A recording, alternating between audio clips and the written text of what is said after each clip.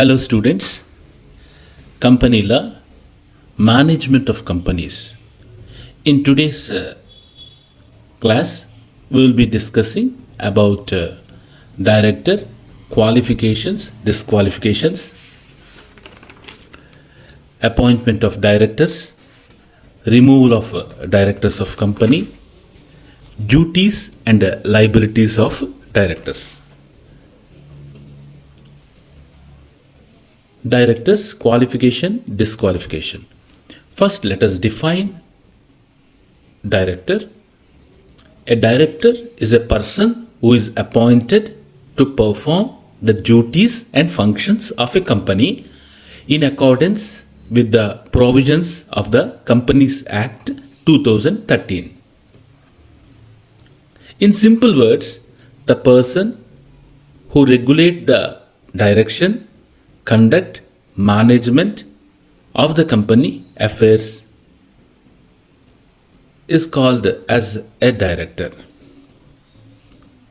The directors are the brain of a company. They play a crucial role in the company. One of the vital elements to ascertain as to whether a person is a director or not can be ascertained through the nature of the office and his duties.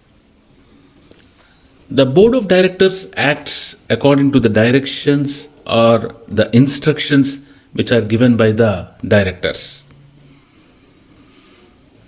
Directors occupy a pivotal position in the structure of the company. Directors take the decision regarding the management of a company collectively in their meetings known as board meetings or at the meetings of their committees constituted for certain specific purpose. Number of directors. According to section 149, every public company must have a minimum of 3 directors and the private company must have at least 2 directors and every one-person company must have 1 director. The maximum number of directors specified by the Act is 15. However, a company may appoint more than 15 directors after passing a special resolution. Qualifications of a director. The Companies Act 2013 has not specified any academic qualifications for directors. Any director who wants to voluntarily become the shareholder needs to comply with the provisions of the company's articles of association related to the minimum share qualification. The Act specifies the following provisions which needs to be incorporated into the company's articles of association. Minimum share qualification must be disclosed in the prospectus. Each director is entitled to attain his allotted shares within a period of 2 months after his appointment. Directors must hold only those shares whose notional value should exceed rupees 5,000. Share qualification must not be associated with the share warrant. Under section 283 2A, if a director fails to attain his minimum share qualification within a period of 2 months, he is required to vacate his office on the expiry of 2 months from the date of his appointment. The provisions concerning the qualification of shares become void if the company forces the director to take up the minimum subscription of shares prior to his appointment as director. The director is asked to take up the qualification shares within a short period of time, usually less than 2 months after his appointment as director. Provisions of private company related to the minimum share qualification. Any private company which may not constitute a subsidiary of a public company incorporate the following provisions relating to the share qualification of a director in the company. A person may be qualified as a director if he is a BCom graduate A person to become a director must hold a fixed deposit receipt in his own name, which needs to be issued by the company. Disqualifications of a director. Section 164 of the Companies Act 2013 states that the following persons are not eligible to become the directors of the company. The persons who are disqualified for appointment as a director of a company are unsound mind, undischarged insolvent, any individual who is adjudicated as an insolvent and his application is pending, a convict by a tribunal of any offence concerning Moral Turpitude Act 1973 and sentenced for 5 years, has not moved from the date of expiry of the sentence, any person who calls on shares or in arrears for more than 6 months. An individual is disqualified for appointment as director by a tribunal order on the basis of fraud with respect to the company. Under Section 164(2), an individual who is already a director of a public company is disqualified under the situations which are as follows. A person who has not filed the annual account and annual returns for 3 consecutive financial years starting on or after the first day of April 1999. A person who has failed to repay the deposit or interest on the mentioned due date, redeem its debenture either on the date or pay dividend, and this failure keeps on continuing either for 1 year or more. Usually a private company which is not a subsidiary of a public company through its articles may represent that a person shall be disqualified for appointment as a director or any other basis not mentioned above. Appointment of directors. Usually the articles of a company name the first directors by the respective name or suggest the appointing method. First directors, section 152.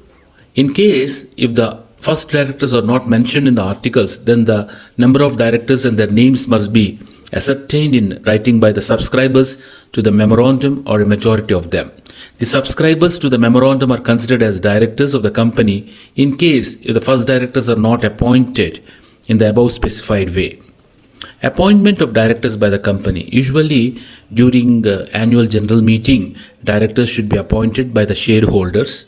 In a public company or a private company which is a subsidiary of a public company, at least 2/3 of the total number of directors are subject to retirement by rotation. These directors are known as rotational directors and must be appointed by the shareholders in the general meeting.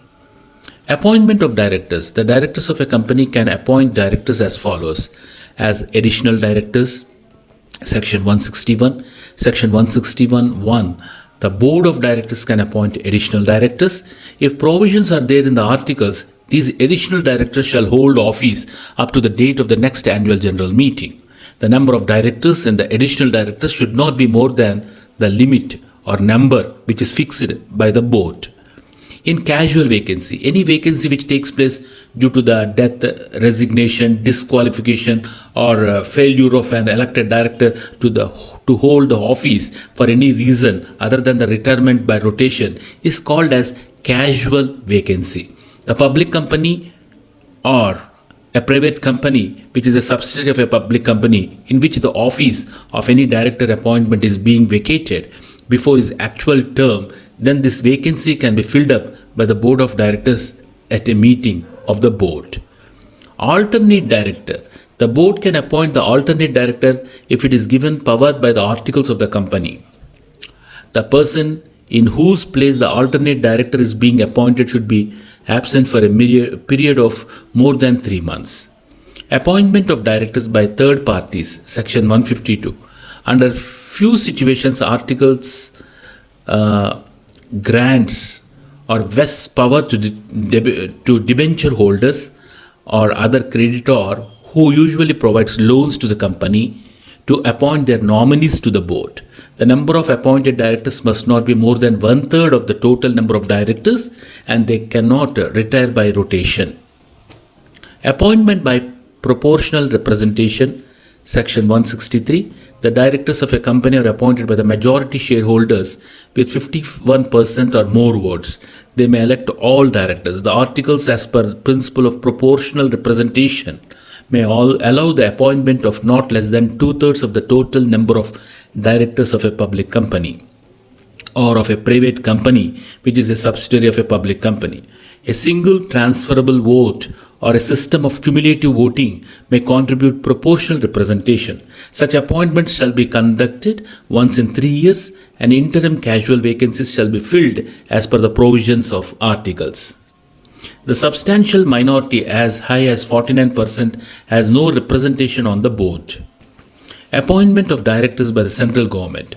Section 408 has given power to the central government to appoint such directors as the tribunal may appoint by giving them written consent. Such directors must protect the interests of the company. Such appointment must not be more than 3 years. The main aim of such appointment is to protect the interests of the company.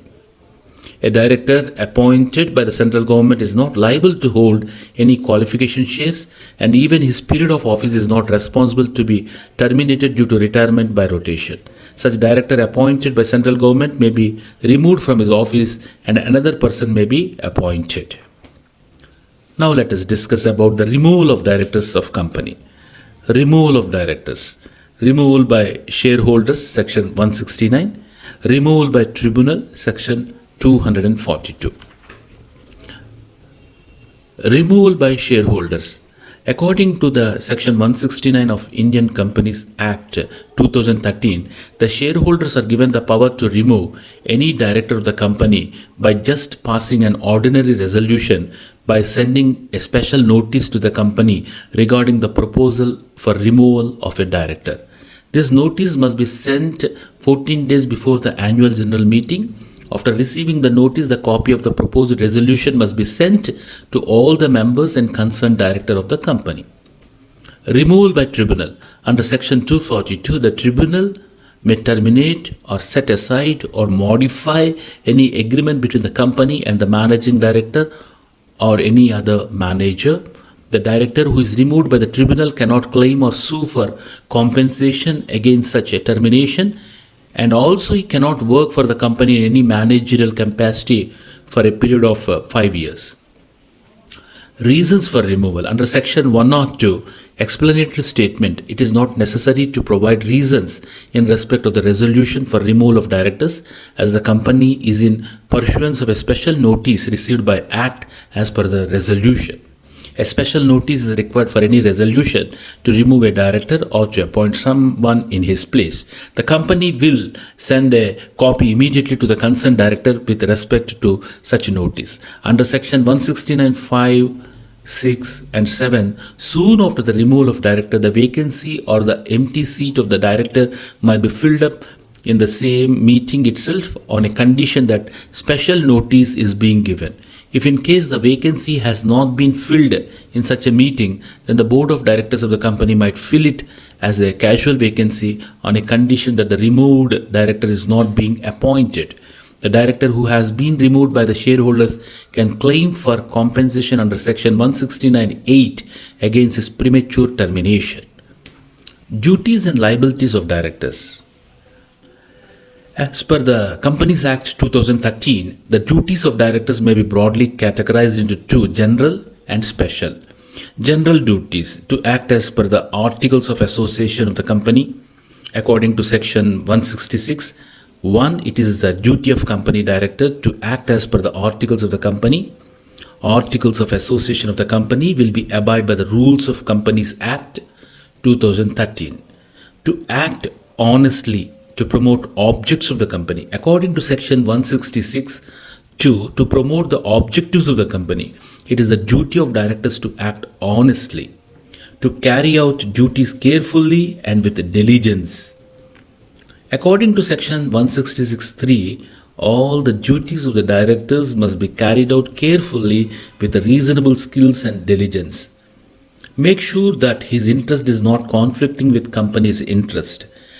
According to section 166(4), the company directors should not hold an interest which is contradicting with the interest of the company, not to gain any undue advantage. According to section 166(5), the company directors should not try to attain any undue profits for himself or his relatives or his partners or his associates.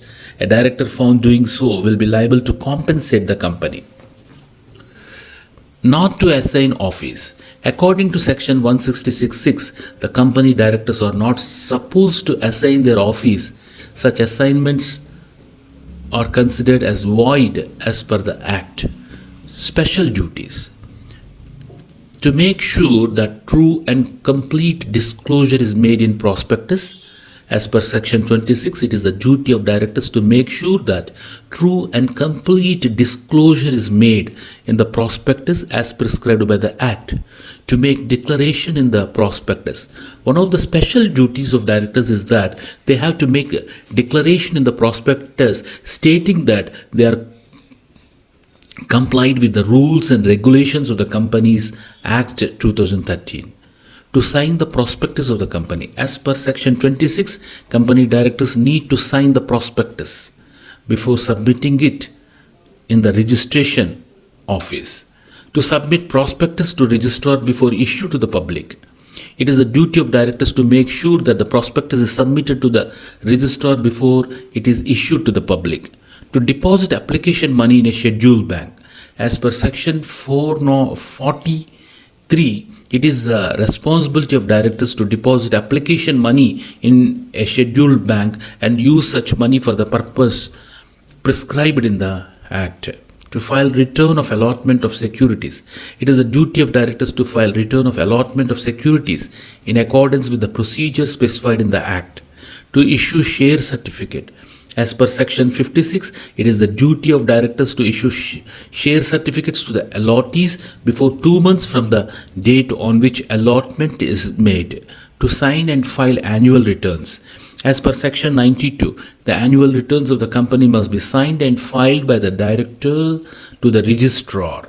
To make a declaration regarding payment of value of shares and paid up capital of the company. As per section 2, it is the duty of directors to make declaration that all subscribers have paid value of shares as agreed. To call annual general meeting. As per section 96, annual general meeting must be conducted by the company directors at a prescribed time or within time specified by the registrar. To present the financial statements before annual general meeting. As per section 129, it is the duty of directors to present financial statements of the company before annual general meeting. To suggest a dividend and make payment. As per section 123, it is the duty of directors to suggest dividend payment to employees. If company is earning adequate profits, if this suggestion is accepted in the general meeting, then director is responsible to pay dividends to employees before 30 days of such meeting. To prepare an enclosed director's report. It is the duty of directors to prepare director's report every year, enclose it to the financial statement which is presented in the general meeting. To submit the financial statements to the registrar, section 137. In addition to all documents, a copy of financial statements must be submitted to the director by the director to the registrar. To conduct board meetings. As per section 173, it is the duty of directors to conduct board meetings. To disclose interest in contract. Each and every director has to show his interest in any contract which is to be made by the company. Not to involve in forward dealings in securities of the company. The company director should not involve in buying or selling of securities of the company. Not to involve in insider trading in shares. To assist in verification of affairs of the company. To make declaration of solvency. In case of members voluntary winding up, it is the duty of directors to make appropriate declaration of solvency.